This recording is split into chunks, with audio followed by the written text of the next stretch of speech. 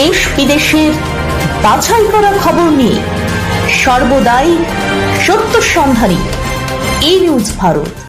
নমস্কার, ই নিউজ ভারতে আপনাদের সকলকে স্বাগত। শুরু করছি ওয়েদার আপডেট। ঘন কুয়াশা এবং সূর্যের অনুপস্থিতিতে বাংলায় টানা দুদিন শীতলতম দিন। তার জেরেই কলকাতা সহ রাজ্য জুড়ে তাপমাত্রার পারদ উল্লেখযোগ্যভাবে নিম্নমুখী। বুধবার কলকাতার সর্বোচ্চ তাপমাত্রা থেমেছে 18 ডিগ্রি সেলসিয়াসের ঘরে, যা স্বাভাবিকের থেকে প্রায় 6 ডিগ্রি কম।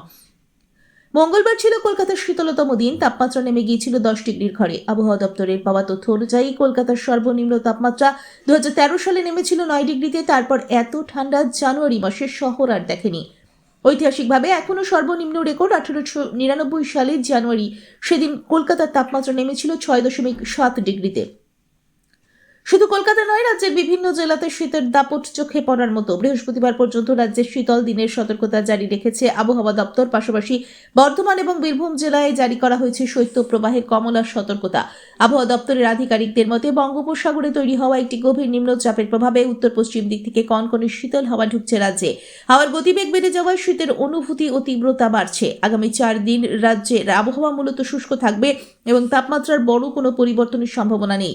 নদিয়া, মুর্শিদাবাদ এবং উত্তর ও দক্ষিণ 24 পরগনাতেও প্রবল ঠান্ডার দাপট অনুভূত হবে।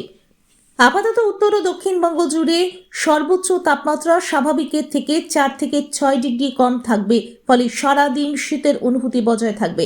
কুয়াশা নিয়েও বিশেষ সতর্কতা জারি করা হয়েছে। উত্তরবঙ্গের জেলাগুলিতে আগামী কয়েকদিন ঘন কুয়াশা ও দুপুর পর্যন্ত ভারী শিশির পড়ার সম্ভাবনা রয়েছে।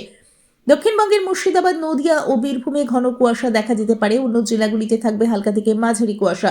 তবে সামগ্রিকভাবে রাজ্য জুড়ে আরও কয়েকদিন হাড় কাঁপানো শীতের এই স্পেল জারি থাকবে।